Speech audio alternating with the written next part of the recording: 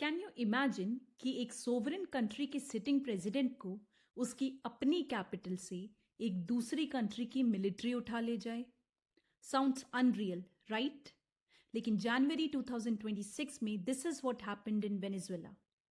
आज की इस वीडियो में हम इसे यूपीएससी लेंस से समझेंगे। एग्जैक्टली क्या हुआ, यूएस ने ऐसा क्यों किया, ये लीगली क्यों गलत है और इंडिया का इस पे क्या स्टांस है। यूएस ने 3 जनवरी को वेनेजुएला के अंदर एक डायरेक्ट मिलिट्री ऑपरेशन कंडक्ट किया जिसका कोड नेम था operation absolute resolve.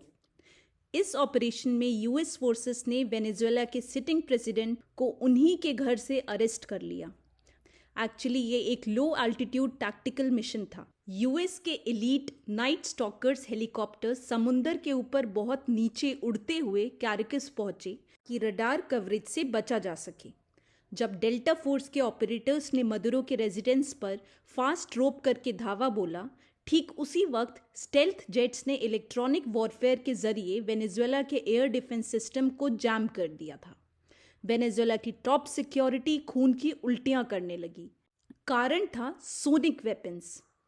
Delta force के 20 कमांडोज ने वेनेजुएला के 100 से भी ज़्यादा टॉप कमांडोज को एक झटके में ख़त्म कर दिया। सिर्फ 2 घंटे में मदुरो कस्टडी में थे और उन्हें एक अमेरिकन वॉरशिप पर ले जाया गया। एक सिटिंग प्रेसिडेंट को इस तरीके से मिलिट्री फोर्स से अरेस्ट करके दूसरे देश ले जाना शॉक द वर्ल्ड। सबसे पहले समझते हैं how did we get here. US और वेनेजुएला हमेशा से दुश्मन नहीं थे। 20th सेंचुरी में वेनेजुएला अमेरिका का रिलायबल गैस स्टेशन था। प्रॉब्लम शुरू हुई 1999 में जब ह्यूगो चावेज पावर में आए। उन्होंने शुरू की बोलिवेरियन रिवॉल्यूशन। सिंपल भाषा में कहें तो ये रिवॉल्यूशन एक सोशलिस्ट मूवमेंट था। इसका मकसद था वेनेजुएला के तेल का पैसा गरीबों के वेलफेयर में लगाना और लैटिन अमेरिका से यूएस का इन्फ्लुएंस खत्म करना। चावेज ने यूएस को इंपीरियलिस्ट बुलाना शुरू कर दिया। फिर 2002 में एक कू अटेम्प्ट हुआ। चावेज को लगा कि इसके पीछे यूएस का हाथ है। बस वहां से जो डिस्ट्रस्ट शुरू हुआ वो आज तक खत्म नहीं हुआ। 2013 में जब निकोलस मदुरो पावर में आए तो सिचुएशन और बिगड़ गई। एक तरफ ऑयल प्राइसेस गिर गए और देश की इकोनॉमी डूबने लगी, तो दूसरी तरफ मदुरो ने अपनी पावर बचाने के लिए ऑपोजिशन पर सख्ती शुरू कर दी। यूएस ने बदले में हेवी सैंक्शंस लगा दिए जिसने आम जनता की मुश्किलों को और बढ़ा दिया। यूएस ने कहा मदुरो एक डिक्टेटर है और 2018 इलेक्शन के बाद यूएस ने हुआन गुआइडो को, जो कि एक ऑपोजिशन लीडर थे, रियल प्रेसिडेंट मान लिया। यहीं से मदुरो डीलेजिटिमाइज हो गए यूएस के लिए, जो कि यूएस मानता है एक इलीगल इलेक्शन और इलेक्शन मैनिपुलेशन से मदुरो ने जीता। But it is not only about Maduro's victory in an alleged rigged election. US-Venezuela friction के 3 और मेन रीजंस हैं। First, oil control.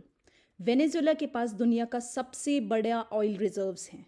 चावेज ने US companies like Exxon Mobil को बाहर निकाल दिया और यूएस इंडस्ट्री को नेशनलाइज कर दिया। Second, enemies friend. वेनेजुएला ने रशिया, चाइना और ईरान के साथ दोस्ती कर ली। यूएस के बैकयार्ड में रशिया के बॉम्बर्स का उतरना वॉशिंगटन को बिल्कुल पसंद नहीं आया। The third reason is narco state label. 2020 में यूएस ने मदुरो पर $15 मिलियन का इनाम रखा था, उन्हें एक ड्रग किंगपिन डिक्लेयर करके। यूएस का आर्ग्यूमेंट है कि मदुरो एक प्रेसिडेंट नहीं बल्कि एक क्रिमिनल कार्टेल के बॉस हैं। बट ऐसा क्या हुआ कि all of a sudden US ने ऐसा अनप्रेसिडेंटेड स्टेप लिया? इसके कुछ इमीडिएट ट्रिगर्स थे। मदुरो ने एग्जाइल ऑफर रिजेक्ट कर दिया, जिसके बाद यूएस ने कैरिबियन में हेवी मिलिट्री डिप्लॉयमेंट की। ड्रग स्मगलिंग के नाम पर शिप्स पर स्ट्राइक्स हुई और वेनेजुएला का defence response almost zero. US को लगा now is the moment, and then what we saw 2026 January, surgical raid. पर एक सिटिंग प्रेसिडेंट को उठाना इतना इजी कैसे था? इसका जवाब है वेनेजुएला की internal weaknesses. First, hyper inflation की वजह से वेनेजुएला की करेंसी यूजलेस हो चुकी थी। जब देश के पास पैसे नहीं हैं तो रडार सिस्टम्स और फाइटर जेट्स भी काम नहीं करते। सेकंड, टॉप जनरल्स तो अमीर थे, लेकिन ग्राउंड सोल्जर्स के पास 2 वक्त का खाना नहीं था। जब यूएस फोर्सेस आई तो सोल्जर्स के पास लड़ने का मोटिवेशन भी नहीं था। Third, brain drain. 7 मिलियन लोग देश छोड़ के जा चुके थे। देश में सिर्फ लॉयलिस्ट्स बचे थे, स्ट्रैटेजिस्ट्स नहीं। इसलिए वेनेजुएला इंटरनली वीक हो गया था। पर क्या एक पावरफुल नेशन सेल्फ इंटरेस्ट में किसी भी वीक नेशन के साथ ऐसा कर सकता है? What about international law? एक आइडियल सिनेरियो में तो ऐसा नहीं करना चाहिए और इस पर इंटरनेशनल लॉ भी क्लियर है। इसीलिए इस ऑपरेशन ने 3 बड़े रूल्स को चैलेंज किया है। First, territorial sovereignty. UN charter article 2 clause 4 के अकॉर्डिंग कोई भी देश किसी दूसरे देश की टेरिटोरियल इंटेग्रिटी या पॉलिटिकल इंडिपेंडेंस के खिलाफ फोर्स का इस्तेमाल नहीं करेगा। यूएस ने इसे नो ट्रेसपासिंग रूल की तरह तोड़ दिया। Second, sovereign immunity. According to rules एक सिटिंग प्रेसिडेंट को अरेस्ट नहीं किया जा सकता। यूएस का काउंटर आर्ग्यूमेंट है कि हम मदुरो को प्रेसिडेंट मानते ही नहीं, उनके लिए वो सिर्फ एक यूसर्पर है। Third, self defence versus law enforcement.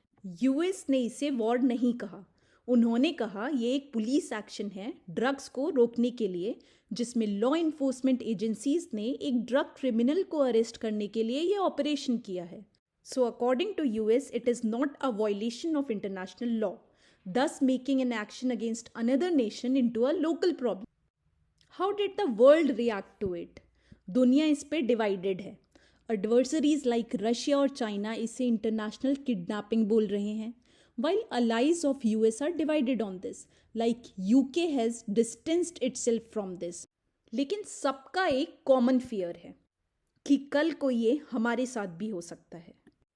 What is India's stance on it? India ने बहुत ही मेजर्ड और कॉशियस अप्रोच रखी है।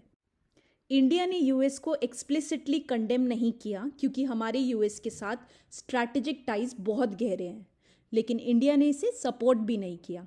इंडिया ने इस पर रिस्ट्रेंट, डायलॉग और पीसफुल रेजोल्यूशन की बात की है। Classic Indian foreign policy balancing. हमने ह्यूमैनिटेरियन कंसर्न पर फोकस किया है, यानी वहाँ की आम जनता का क्या होगा। तो फाइनल वर्डिक्ट क्या है?